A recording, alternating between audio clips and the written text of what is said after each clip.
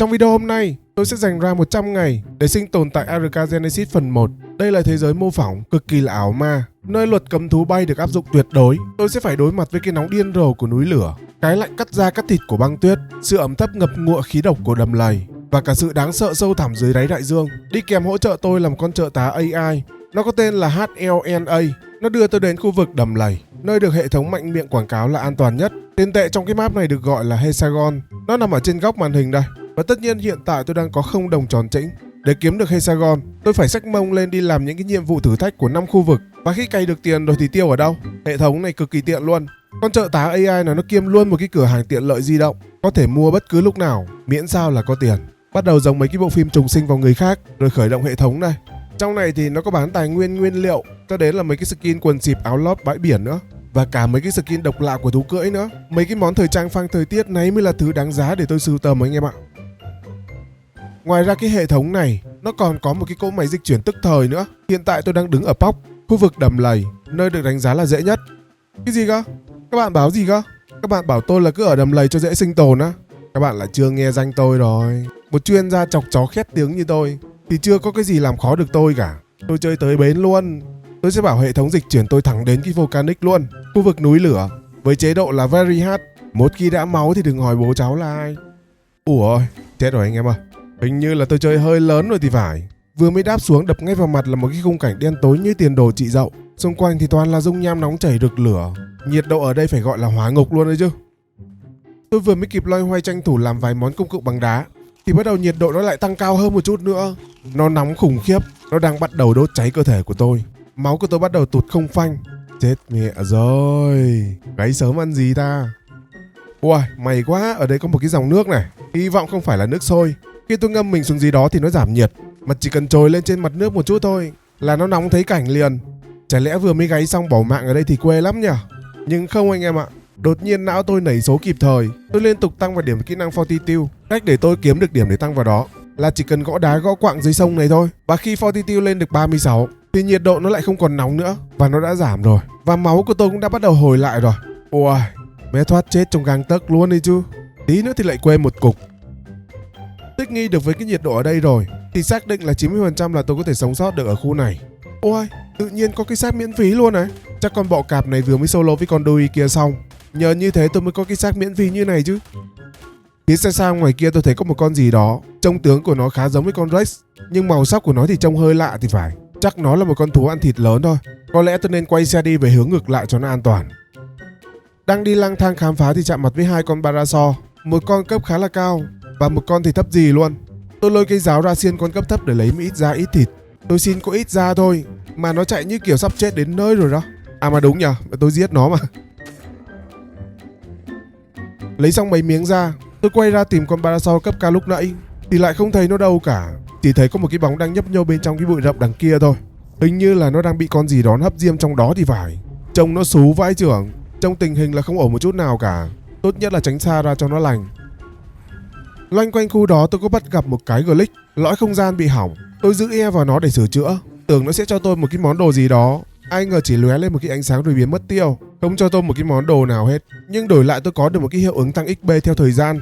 Nó là cái loại màu vàng, là loại xịn luôn đấy chứ. Thôi thì cũng được. Ủa má, tôi tưởng con Cancho này là thú hiền mà nhở. Tôi thề là tôi chưa làm gì nó luôn đấy. Đã ai làm gì nó đâu, đã chạm vào đâu. Bố tiên sư con chó này chắc nó chưa biết tôi là ai rồi. Dám dí tôi như này là nó hơi bị liều luôn đấy. Tôi đi sắm ngay một cái bộ cung tên rồi quay lại tìm nó. Mày đụng nhầm người rồi con ạ. Hôm nay tao sẽ cho mày biết tại sao núi lửa lại không có băng.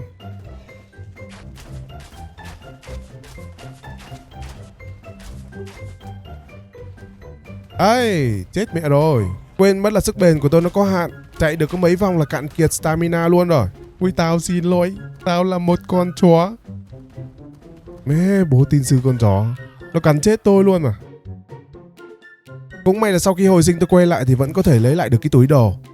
Tôi không giết nó được bằng cách này thì tôi sẽ dùng một cách khác. Nhưng vừa mới bắn được một phát thì không biết là từ phía sau có một con gì đó nó vồ tôi. Hên là vồ phát đấy không chết luôn. Lúc tôi vắt giò lên cổ để chạy, tôi cứ ngoái lại nhìn. À thì ra nó là một con trồn hôi. Trời độ anh em ạ. Hai đứa nó quay sang cắn nhau luôn rồi. Nó quên tôi luôn rồi. Nhờ thế mà lại thoát được một mạng đấy. Nhưng mà thôi được rồi.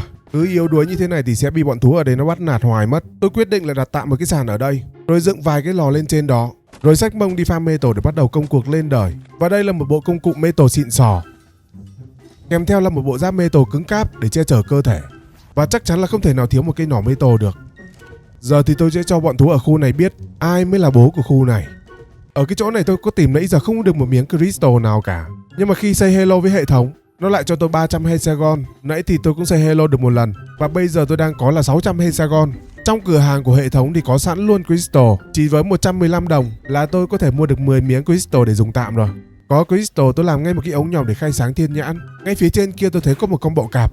Tiện tay tôi bắn đại một phát vì thấy nó cấp khá là thấp. Ai ngờ đâu nó kéo thêm 2 con nữa, và trong đó có một con cấp 480. Tôi liền nảy ra một ý tưởng, tôi sẽ giết con cấp thấp trước, sau đó lắp mũi tên ngủ mà tôi đã làm sẵn trước đó để bắt con bọ cạp cấp cao kia luôn. Yên cưỡi của nó cũng khá là dễ làm. Đợi nó tỉnh tôi làm một cái yên cưỡi cho nó và cưỡi luôn. Thế là đã có một con thú bảo kê vào thời điểm đầu rồi đấy. Tôi mang nó đi đánh nhau để cày một ít điểm. Tuy sát thương của nó không cao, nhưng nó lại có khả năng gây turbo cho thú hoang. Ngay đó tôi thấy có một con Ankilo dạng X. Tôi dùng con bọ cạp để đánh ngủ nó, vừa đỡ tốn mũi tên mà nó lại còn là cực kỳ là hiệu quả. Về dạng thú X thì nó sẽ trâu hơn và khỏe hơn thú thường một chút. Ngoại hình của nó thì trông cũng khác biệt hơn thú thường. Sau khi thuần hóa nó xong thì tôi cho nó vào cầu. Vậy là đã có một con thú để farm metal cho căn cứ về sau này rồi. Rồi không biết là tôi nghịch cái gì mà nó mất tiêu luôn cái thanh công cụ rồi anh em ạ. Chả biết là vừa rồi tôi nghịch cái gì nữa. Tiện ở đây có một con Doedicurus, tôi sẽ thuần hóa nó luôn. Vậy là đã có được 2 con thú farm ngon lành rồi. Tiếp theo là đến con Rex, nó cũng là một con thú dạng X, cấp của nó là 400 luôn. Tôi cũng sẽ dùng con bọ cạp để đánh ngủ nó. Con bọ cạp này trích mỗi phát được có 150 sát thương thôi. Còn sát thương của con Rex thì từ 280 cho đến là 450. Xem chừng cũng khá là thốn đấy anh em ạ. Có lẽ là tôi sẽ cần phải tìm một cách khác, hoặc là làm bẫy nhốt nó lại cũng được ấy nhở. Tôi chạy vội đi farm ngay 5 cái cổng đá và đặt nó thành một cái vòng tròn để làm bẫy đơn giản. Sau đó là dùng cây nỏ để bắn dụ nó vào bẫy. Đấy, nhốt nó vào bẫy như này có vẻ an toàn hơn này. Tiếp theo tôi lót thêm 2 tấm giàn ở phía sau cho nó cao lên một chút, cho con bọ cạp nó có chỗ đứng an toàn. Rồi cứ chích vào mông của nó để nó tăng turbo thôi.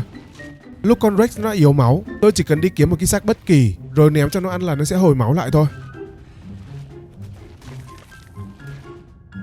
Cứ lặp đi lặp lại theo cái chiến thuật đó. Cuối cùng thì tôi cũng đã đánh ngất được con Rex 400, ốp cho nó thêm cái yên cưỡi. Bây giờ thì đi làm bá chủ của cái vùng núi lửa này. Nhưng mà muốn làm bá chủ thì trước tiên phải đi cày cấp cho con Rex cái đã. Tôi cứ cưỡi nó đi loanh quanh khám phá cái map này, nhưng thật sự là chẳng có gì mới mẻ cả. Quanh quẩn thì vẫn là một con khủng long đó, không có cái gì mới mẻ hết. Chỉ có nhặt được mấy cái lõi không gian bị hỏng, nó cần phải sửa và nó cho tôi kinh nghiệm thôi. Tôi mở cái bảng nhiệm vụ của hệ thống ra tìm hiểu. Tôi chọn đúng khu vực là núi lửa. Lập tức nó xuất hiện ra một cái danh sách thử thách. Nó chia thành 3 cấp độ: Gamma, Beta và Alpha. Cái nhiệm vụ đầu tiên đập vào mắt tôi, nó có tên là Allo and Goodbye. Bấm thử vào nó thì nó cứ hiện lên thông tin. Yêu cầu của nó là tiêu diệt một đàn Allosaurus đang rình rập. Tối đa là 10 người tham gia. Phần thưởng là 192 hexagon. Để nhận được cái nhiệm vụ đó thì tôi sẽ cần phải đến một cái địa chỉ nó chỉ dẫn. Bên trong cái trụ nhận nhiệm vụ này, nó có 2 loại nhiệm vụ khác nhau. Một loại là săn đàn Allosaurus và một loại là săn Magmasaurus. Và cả hai đều có Gamma, Beta và Alpha. Thôi được rồi, tôi sẽ nhận thử cái Gamma của Allosaurus để test nhân phẩm trước. Khi nhận nhiệm vụ, hệ thống nó sẽ quét xung quanh của tôi để tìm dấu chân của con Allo. Chỉ cần đi theo cái dấu chân đó, nó sẽ dẫn tôi đến cái địa điểm của con Allo đang núp. Con Allo này là nhiệm vụ Gamma, cho nên con Rex của tôi nó cắn khá là thốn. Cảm giác chân lệch vãi, cắn được mấy cái thì con Allo nó bỏ chạy.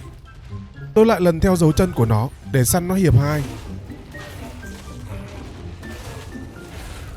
Lần tiếp theo nó chạy này, nó dụ tôi đến hang ổ của nó. Trong đó có thêm 2 con đệ đang phục kích sẵn, nhưng mà cũng vô ích thôi. Con Rex của tôi cũng đã được cày điểm đầy đủ rồi. 3 con này là không đủ miếng luôn đấy chứ. Sau khi hoàn thành cái nhiệm vụ Gamma, phần thưởng không chỉ là 192 hexagon mà game nó còn ném cho tôi một đống vũ khí, giáp trụ và yên cưỡi chỉ số cực kỳ là ngon. Chỉ tiếc là bên trong cái đống đó không có một cái yên cưỡi Rex nào cả. Thấy nhiệm vụ Gamma nó dễ quá, tôi quay lại nhận luôn cái nhiệm vụ Beta. Nó vẫn là cái nhiệm vụ như thế thôi, vẫn là lần theo cái dấu chân. Nhưng ở cái mức Beta này, bọn Allosaurus cũng đã được boost thêm sức mạnh và giáp. Nó cũng đã trâu hơn và khỏe hơn rồi. Cắn nhau gần ngang ngửa với con Rex của tôi luôn mà. Đến cuối hang ổ của nó, tôi đối đầu với 3 con Allo một lúc. Khi bọn Allosaurus này nó có 3 con trở lên, nó sẽ được búp hiệu ứng bầy đàn. Giáp và chỉ số sát thương của nó sẽ được tăng thêm. 3 con này nó khỏe dã man. Nên là con Rex của tôi máu cũng khá là trâu, nên vẫn có thể trụ được.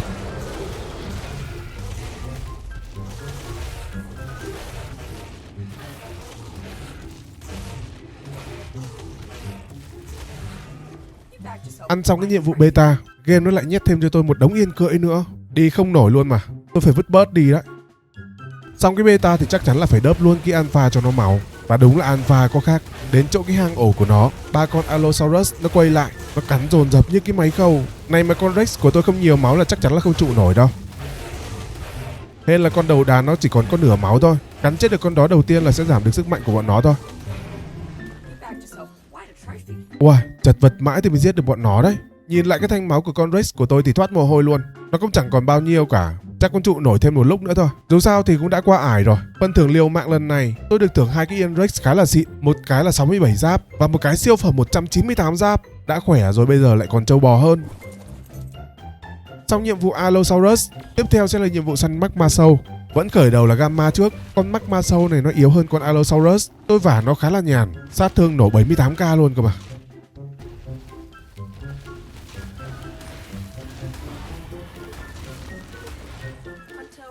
Nhưng khi đến beta thì lại khác. Mọi thứ bắt đầu nó tồi tệ hơn. Bọn Magma Sâu này nó có chiêu khạc lửa khá là thốn. Lửa chỉ cần dính cái con tôi đang cưỡi thôi là nó sẽ lan lên cái người đang cưỡi luôn.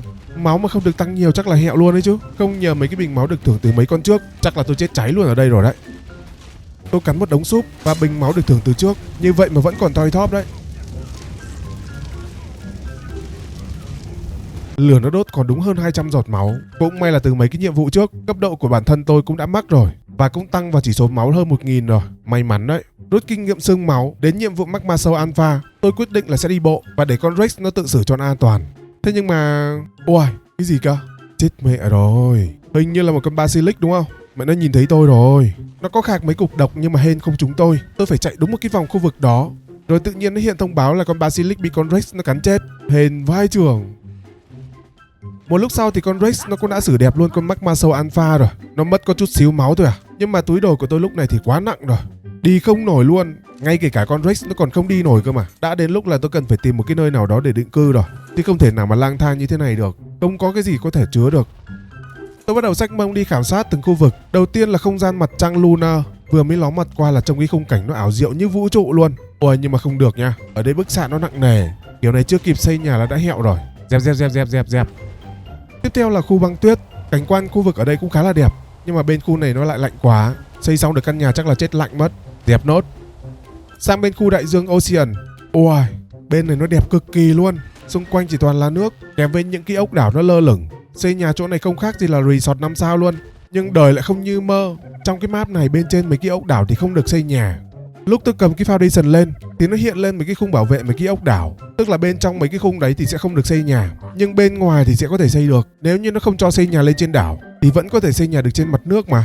Tôi có thể đóng mấy cái Ocean Platform này. Nó là một cái tấm sàn lớn trên mặt nước. Xây nhà trên đó thì đẹp tuyệt vời luôn. Nhưng để chế được cái móng nổi khổng lồ đó, bắt buộc là tôi sẽ cần phải tìm một nơi nào đó để làm một cái nhà tạm trước đã.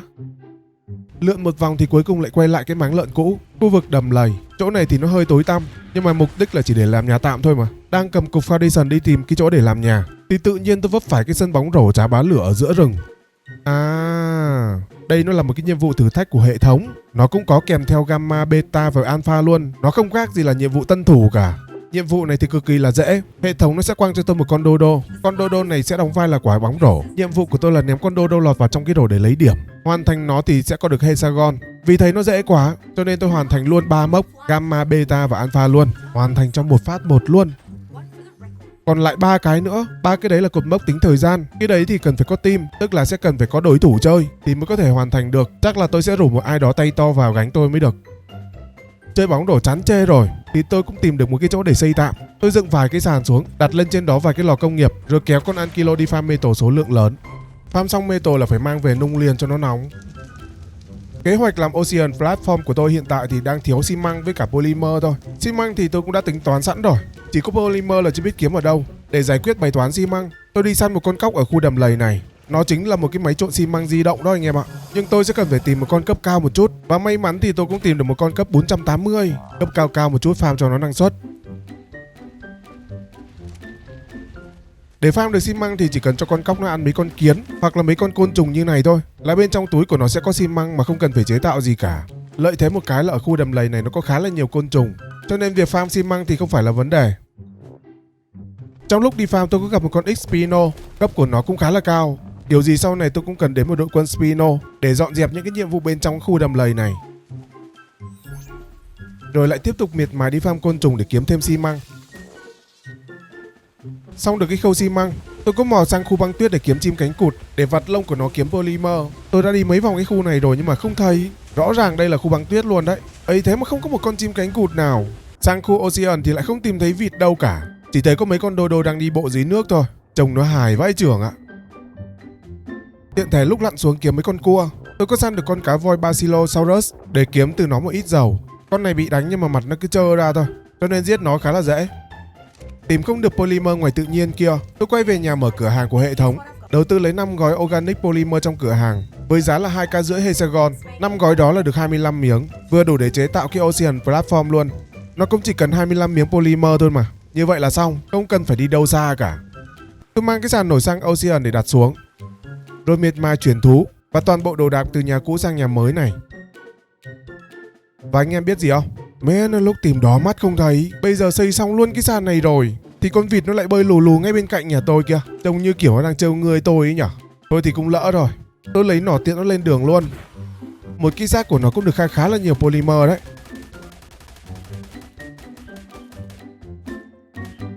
Và để thuận tiện cho việc di chuyển, tôi đặt một cái bàn dịch chuyển của mob ở nhà để nó giúp tôi di chuyển nhanh hơn.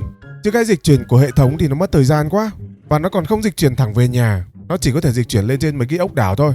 Cái sàn nổi bên trong giữa của nó có một khoảng trống khá là rộng, tôi sẽ cần phải ốp một cái gì đó để che lấp cái khoảng trống này lại để còn xây nhà chứ. Tôi có đặt từ mấy cái platform nhỏ, trông nó cũng khá là đẹp, nhưng mà để chế tạo mấy cái này thì nó hơi tốn. Polymer nhà tôi thì cũng có giới hạn mà, chế được đúng 2 cái là hết polymer rồi.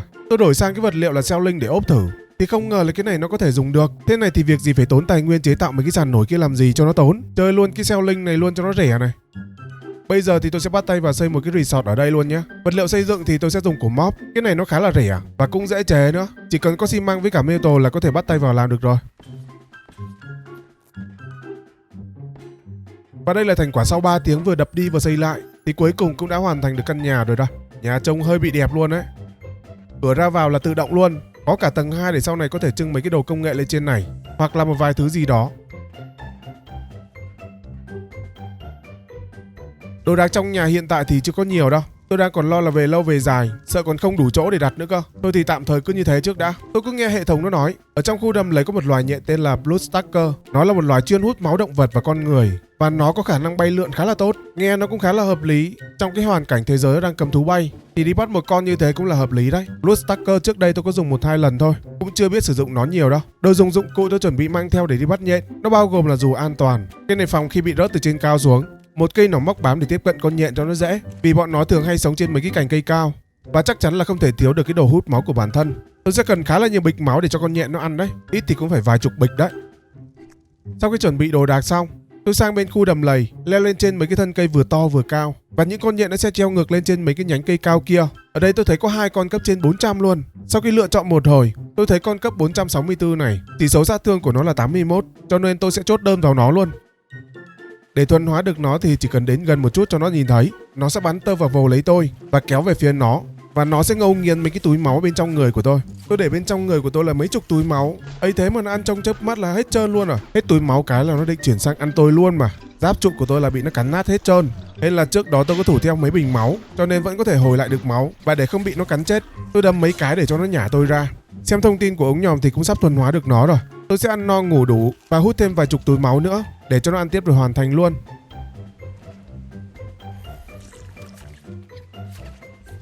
Đây rồi, má nó ăn nhiều ghê ấy trời.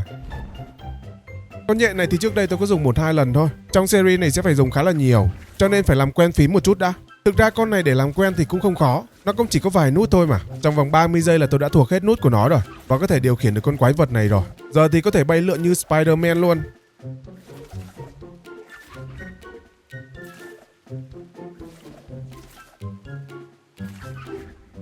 Tôi cứ nghe hệ thống nói bên trong cái đầm lầy này nó có một cái cuộc thi đua nhện và sẽ được thưởng hexagon và khá là nhiều đồ ngon. Nghe nó cũng khá là hấp dẫn. Tôi cũng muốn thử sức luôn. Tôi phóng đến cái chỗ đó liền luôn này.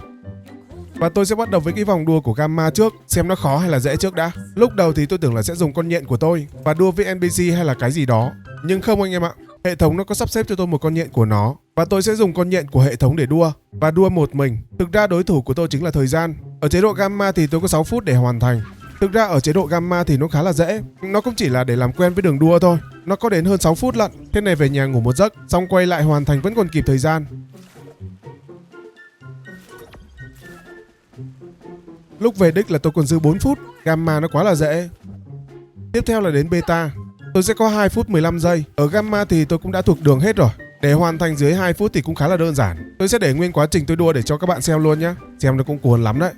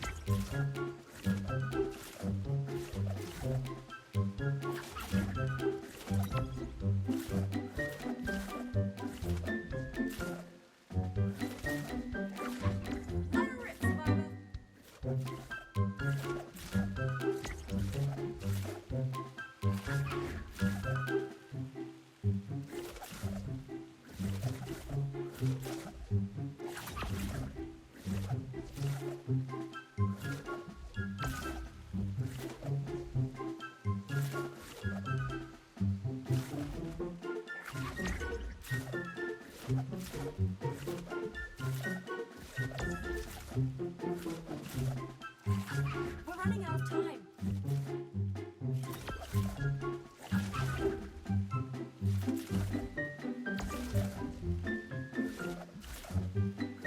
Chế độ Beta tôi hoàn thành còn dư là 25 giây. Đua đúng một vòng là xong luôn đấy. Tiếp theo là Alpha. Ở chế độ này thì tôi chỉ có 1 phút 50 giây thôi. Lần này sẽ là căng hơn này. Đây thực sự mới là đua với thời gian này.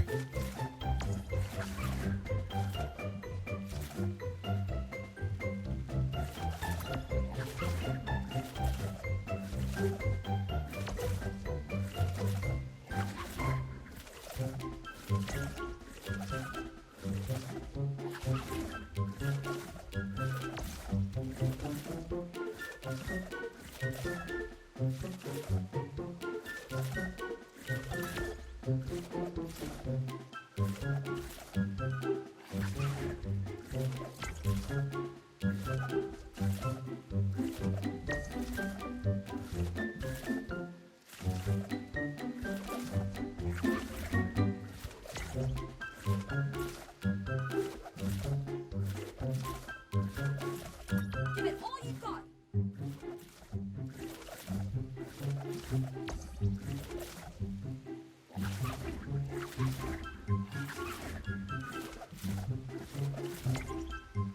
We're running out of time.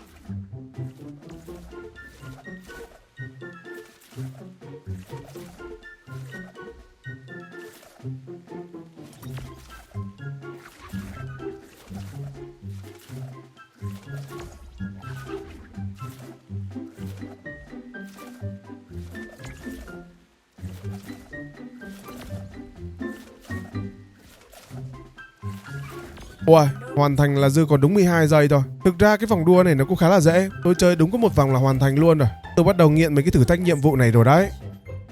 Bên trong danh sách nó có nhiệm vụ liên quan đến nhện khác nữa. Nhưng nhiệm vụ này là đi săn nhện cơ. Với sức hiện tại của tôi thì chưa đủ sức để săn đâu. Đợi có một đàn Spino khỏe khỏe một chút thì tôi sẽ đi săn sau. Thôi thì nhiệm vụ cứ làm lần lượt từ trên xuống dưới nha. Tiếp theo là nhiệm vụ ở Long Camboland. Đọc sơ qua thông tin của hệ thống, có vẻ như là nhiệm vụ này chỉ đi lấy mấy cái mầm cây hoa gì đó ở chỗ cái cây độc đấy. Lại còn có cả nhiệm vụ hái hoa bắt bướm này cơ à. Hấp dẫn quá nhở. Để phóng qua bên đó xem thử như thế nào nào. Khi nhận nhiệm vụ xong thì hệ thống có chỉ cho tôi một vài cái địa điểm. Đến đúng cái vị trí đó, nó sẽ quét dấu vết gì đó. Mỗi lần quét là mất đâu đó mười mấy giây một lần á. Trong thời gian đó thì sẽ có mấy con thú xung quanh nó lao đến để tấn công tôi. My scanners are picking up something, but it's a ways off. Cứ liên tục như thế cho đến khi đến mấy cái cây độc. Nhiệm vụ của tôi ở đây là phải nhặt mấy cái mầm cây này. Nó nằm ngay bên dưới mấy cái cây độc đó. Mỗi lần nhiệm vụ như thế thì sẽ cần phải lấy 9 cái mầm cây. Có điều mỗi lần đi nhặt, cây độc này nó sẽ thải ra một cái khí độc. Nhưng độc này thì không ảnh hưởng gì. Nó chỉ có làm mờ mắt thôi. Cũng không đáng lo ngại lắm. Cái này chỉ cần đóng một cái mặt nạ phòng độc là miễn nhiễm luôn. Sau khi nhặt xong 9 cái mầm cây, hệ thống sẽ chỉ cho tôi một con đường để hoàn thành nhiệm vụ, mà không hiểu sao nó chỉ đường cái kiểu gì, dẫn vào một cái con đường hai bên toàn là thú hoang đang phục kích sẵn. Xong lại gặp con Rex nó lù đù nữa, bị mấy con Spino nó cắn vào mông thì quay lại cắn không được, bị bọn Spino nó đẩy ra khỏi cái đường đua luôn. Đúng là cái tên tôi đặt cho nó không thừa một chút nào cả, chúa lù đù. Sau khi giải quyết xong cái vấn đề đó, tôi quay lại cái đường đua, nhưng chỉ còn thiếu đúng 3 bước nữa thôi thì vừa đúng lúc lại hết giờ. Mẹ nó cay, chỉ vì cái tính lù đù của con khốn này thôi này, cay vãi chưởng. Thôi thì cũng lỡ rồi, tiện thể về nhà dọn cái túi đồ, tôi sẽ mang theo cái mặt nạ phòng độc luôn. Và chuyến này thì tôi sẽ để con Rex ở nhà, thay vào đó thì tôi sẽ mang một con Spino ra sân, thả con thú về đúng cái môi trường của nó thì sẽ hợp lý hơn nhiều đấy. Lúc tôi nhặt mấy cái mầm cây, tôi chỉ cần đeo cái mặt nạ vô là không bị mờ mắt nữa. Đúng là giải pháp hợp lý luôn mà. Lúc chạy theo cái lối thoát để hoàn thành nhiệm vụ, đúng là nó có sự khác biệt rõ rệt giữa Spino và Rex luôn đấy chứ. Spino nó linh hoạt hơn nhiều, nó có bị mắc kẹt ở đâu đâu, đi một phát là tới nơi luôn, vung tay vả một phát là thú hai bên lề đường nằm lè lưỡi luôn. Nhờ thế mà tôi hoàn thành nhiệm vụ một cách dễ dàng luôn. Thực ra ở cái lối chạy thoát hiểm để hoàn thành nhiệm vụ này cũng chả cần phải làm gì nhiều đâu, chỉ cần cắm đầu cắm cổ chạy là xong rồi. Nhờ thế mà tôi hoàn thành beta với alpha một cách dễ dàng luôn. Nothing like a proper getaway. Nhiệm vụ tiếp theo nó có tên là Another Pokhan. Đọc qua thông tin của nhiệm vụ này, chỉ có đi khám phá map thôi thì phải, kiểu như là khám phá những cái địa điểm ẩn của map đấy. Khi tôi đến nơi để nhận nhiệm vụ, nó có hiển thị lên một cái bàn tay ở giữa màn hình. Nó có tác dụng là khi tôi quay về hướng nào và cái bàn tay đó hiện lên màu xanh thì tức là đúng hướng, còn nếu như là màu đỏ thì sẽ là sai hướng. Vị trí nó chỉ dẫn là mấy cái gather này, mỗi địa điểm thì nó sẽ có 4 cái và sẽ có 4 cái địa điểm để nhặt cái gather này. Cái nhiệm vụ này giống như kiểu là hệ thống nó dắt tôi đi khám phá vậy đó. Good on you. That's what I call Lúc sau tôi có bắt gặp một con Spino cấp 480 và con này nó là một con đực. Con ở nhà tôi cũng là một con cái. Bây giờ đã có đôi có cặp luôn rồi, chuẩn bị làm một đội quân để làm mấy cái nhiệm vụ khó thôi. Anh em nhìn cái đồ đạc mà tôi nhận được từ cái hệ thống này, nó nhiều khủng khiếp. Không biết là cái máy nghiền Industrial của Vanilla nó có thể nghiền được không nhỉ? Ý là nó có thể nghiền được yên cưỡi không ấy? Chứ giờ mang đi vứt hết cái đống này thì nó lại hơi phí. Chắc là tôi sẽ lên đồ điện để làm thử cái máy đó luôn. Và đây là cái máy nghiền của Vanilla đây, nó khá là to. Khi tôi gom hết cái đống yên cưỡi và thả vào trong đó thì cái máy này nó lại không nghiền được. Nó chỉ có thể nghiền được mấy công cụ bằng đá thô sơ thôi, chứ mấy món yên cưỡi hay là mấy cái món giáp trụ xịn sò thì nó lại không thể nào nghiền được. Cái máy này nó phế vãi chưởng. Khả năng cao là tôi sẽ cần phải thêm một cái mod nâng cấp và dùng nó để nghiền đồ thôi, chứ bây giờ vứt cái đống này đi thì phí quá. Xong nhiệm vụ Atoner Pop, tiếp theo sẽ là Pop Pit Down. Nhiệm vụ này có vẻ là khó nha. Hệ thống nó sẽ thả tôi vào trong một cái đấu trường, kèm với đó là những con thú hung dữ, bọn chúng sẽ lao vô tấn công tôi. Nhiệm vụ của tôi là sẽ phải tiêu diệt hết bọn chúng. Và nhiệm vụ này tối đa là 10 người. Tiền thưởng cho cái nhiệm vụ này nó khá là cao, ở mốc alpha là 3k Hexagon luôn mà. Ok, lên đường thử sức xem nào. Vị trí nhận nhiệm vụ nó nằm bên trong một cái đấu trường lúc nãy tôi cũng đã khám phá rồi. Và tôi sẽ thử sức với Gamma trước. Nhiệm vụ này thì không thể mang theo thú được, thay vào đó hệ thống sẽ cấp cho tôi vũ khí. Ở quay đầu tiên sẽ là cung gỗ và giáo gỗ. Chế độ Gamma thì chỉ để làm quen thôi. Bản thân tôi được búp khá là nhiều sức mạnh, cho nên khi cầm cung gỗ bắn khá là sướng.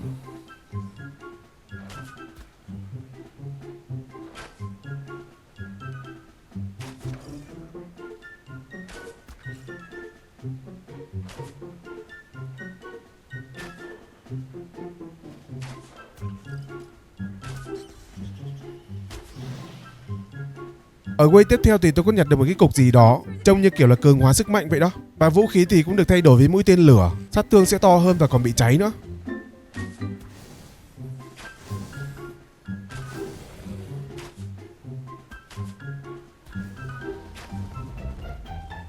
Đến quay 3 thì nó có mở thêm một vài vũ khí nữa, nhưng tôi thấy cái cây cung này nó vẫn đang ngon.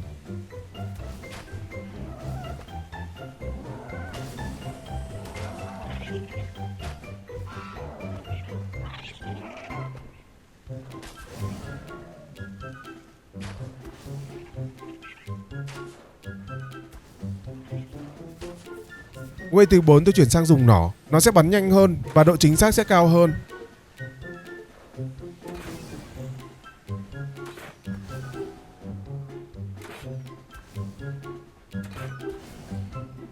Chế độ Gamma thì giống như kiểu là dạo chơi vậy đó. Ở chế độ Beta thì nó lại khổ hơn một chút, nó không còn những con số sát thương mười mấy nghìn cho đến là trăm nghìn nữa, giờ chỉ còn 1 đến 2 nghìn thôi.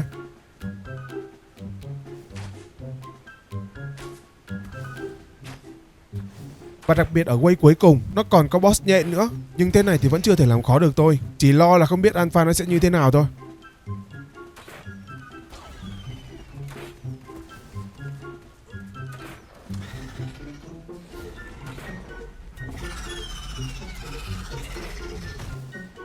Xong chế độ beta, tôi nhận luôn cái nhiệm vụ của alpha. Sát thương thì nó không còn là mấy nghìn nữa, bây giờ nó chỉ còn 1 đến 200 thôi. Trong khi chỉ số máu của bọn thú là từ 4 đến 5 nghìn, thậm chí là mười mấy nghìn. Thời gian thì chỉ có 5 phút trong một wave. Thế này thì khả năng là không thể nào qua được. Hết thời gian 5 phút thì tôi giết được đúng một con. Thế này thì nó có cho 30 phút thì cũng không hoàn thành được. Chế độ này thì chắc là tôi sẽ phải tìm cách nào đó, hoặc là sẽ phải tẩy điểm lại để hoàn thành. Chứ thế này thì hơi khó nha. Để một lúc nào đó thì tôi sẽ quay lại để hoàn thành sau nha. Sau khi trải qua một cái nhiệm vụ cực kỳ là khó khăn, tiếp theo tôi đến một cái nhiệm vụ khá là giải trí. Đó là quăng lưới để đánh cá. Hệ thống nó sẽ ném cho tôi một cái lưới, bắt tôi đi đánh 100 kg cá ở chế độ gamma, 200 kg cá ở chế độ beta và 300 kg cá ở chế độ alpha. Nhìn nó dễ thế thôi, chứ ở chế độ alpha là tôi tạch mấy lần thì mới hoàn thành được đấy. Sau khi xong nhiệm vụ đó, hệ thống nó có ném cho tôi một cái con cá sấu bay và thả tôi vào một cái đường đua thời gian. Nhiệm vụ của tôi là phải vượt qua mấy cái chướng ngại vật của map. Nó giống cái nhiệm vụ của đua nhện đấy. Cái vòng màu xanh là xác nhận đoạn đường đua, còn cái vòng màu vàng thì sẽ giúp tôi tăng tốc trong vài giây. Ở chế độ gamma thì khá là dễ. Nhưng đến beta thì tôi thất bại 1-2 lần, vì căn bản là đã thuộc đường đâu. Với lại vẫn còn đang bị sốc bởi cái nhiệm vụ khó trước đó. Nhưng sau 1-2 lần thì cũng đã hoàn thành được cái nhiệm vụ của beta. Đến chế độ alpha, thời gian nó chỉ có 2 phút 30 giây thôi. Tôi phải tập trung cao độ với cái đoạn này này.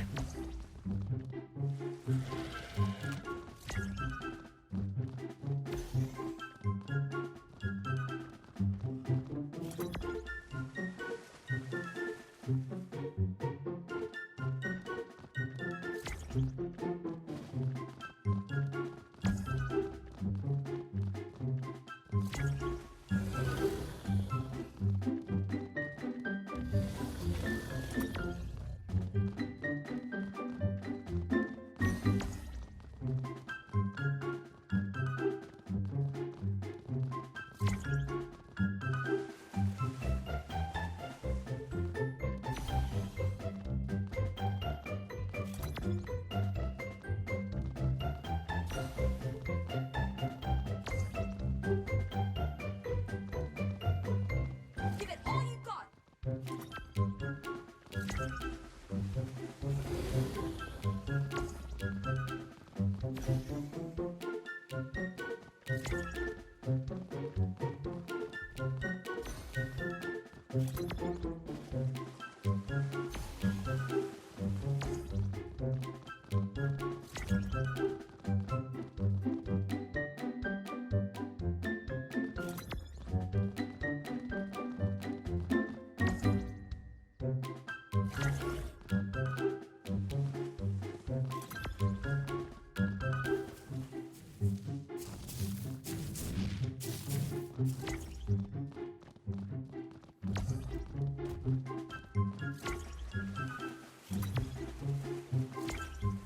Clock's running out.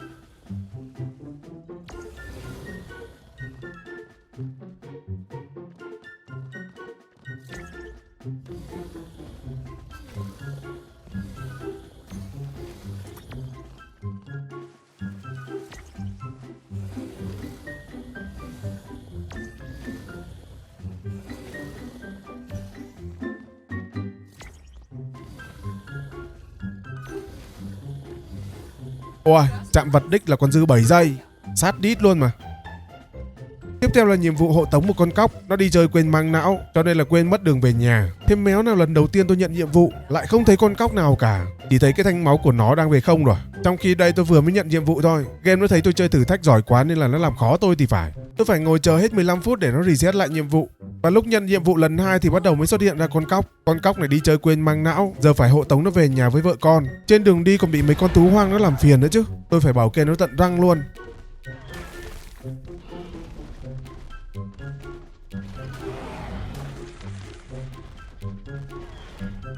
Đây rồi, cóc đã được về đoàn tụ với gia đình rồi. Về đến nhà là có cóc mẹ, với đàn nòng nọc con là khóc sướt mướt. Cái này chắc phải mở tiệc ăn mừng luôn đấy chứ.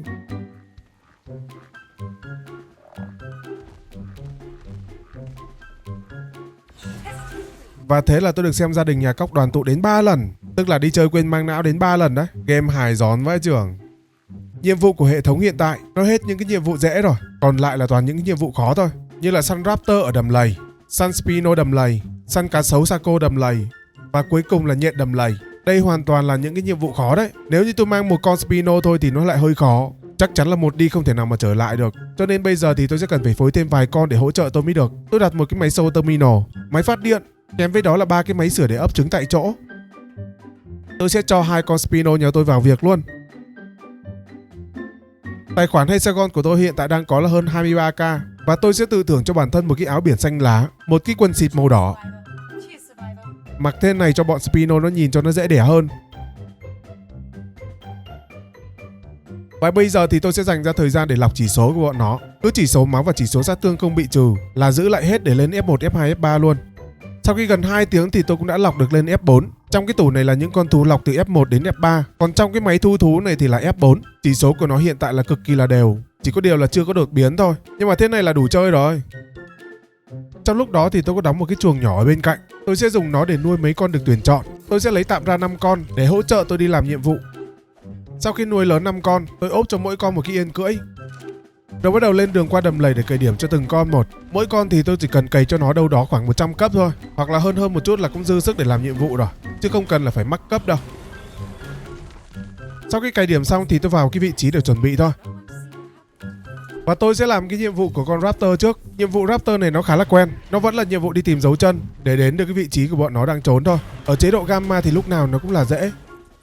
Và chế độ Beta thì cũng không khác là mấy.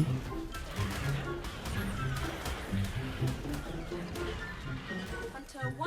Nhưng đến Alpha thì lại khó hơn rất nhiều. Với chỉ một con Raptor thôi mà nó cắn cho cái đàn Spino của tôi thở oxy luôn. Cái này mà không lựa chỗ đứng dưới nước thì chắc là mấy con Spino của tôi là không phải đối thủ của nó luôn đấy chứ.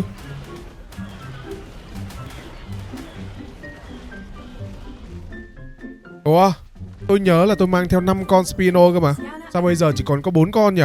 Lạ vậy ta. Hay là một con nó sợ quá nó núp ở đâu rồi? Ôi, Raptor ở chế độ Alpha này nó ác điên. Nó cắn đúng ghê luôn. Giết được xong mấy con Raptor mà mấy con Spino của tôi đầu máu không. Cái này đi một con chắc chắn là không thể nào mà hoàn thành được. Mà không biết là con thứ 5 của tôi nó lạc ở đâu mất tiêu rồi. Tôi cứ chạy loanh quanh huýt sáo dài cả mỏ mà không thấy nó đâu cả. Tôi thì đành đi làm tiếp nhiệm vụ của con nhện thôi. Bọn nhện này thì nó có khả năng là lôi người chơi xuống khỏi yên. Nhưng nay không biết hên hay là sao mà tôi không bị nó lôi xuống khỏi yên lần nào cả. Khả năng cao đi đông cũng là một lợi thế đấy. Hunter 1. Ủa đây này, con Spino đi lạc của tôi này. Sợ quá à con, đằng nào chả chết mà trốn làm gì. Trốn có kỹ đến mấy thì cũng tìm thấy thôi. Về chịu trận thôi con à. Nhiệm vụ của nhện này thì cũng khá là dễ chơi. Tôi hoàn thành 2 cái chế độ còn lại một cách dễ dàng luôn. Now that's what I call a hunt. Tiếp theo là cá sấu Saco. Nó không khác gì Raptor với cả nhện cả. Quá là dễ luôn. Prey 0. Nhưng đến Spino thì lại khác nha.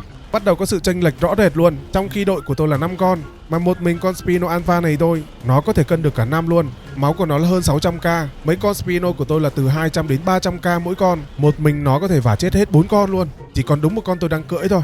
Vừa đánh vừa run. Nên đứa chết trước vẫn là nó. Con Spino tôi cưỡi là còn 88k máu. Và đấy mà còn ngang bằng chỉ số máu thì chắc chắn là thua. Không thể nào mà thắng được. Cũng là may mắn thôi anh em ạ. Trong danh sách nhiệm vụ của hệ thống đầm lầy thì tôi cũng đã hoàn thành được khoảng 80% rồi. Tôi vẫn còn cái nhiệm vụ Alpha Pocket Down, nhiệm vụ cầm cung bắn thú đấy. Cái đấy thì sẽ hơi khó. Tôi sẽ tìm cách hoàn thành nó sau. Bên dưới thì còn 3 cái nhiệm vụ của bóng rổ nữa. Cái này thì chắc chắn là phải kiếm một ai đó vào phụ rồi. Và đặc biệt là còn một cái ở dưới cuối nữa. Cái này là nhiệm vụ sửa mấy cái lõi không gian bị hỏng đấy. Tôi đã sửa được 10 cái rồi. Còn 20 cái nữa thôi. Tôi lượn lờ xung quanh map thì kiếm được khá là nhiều.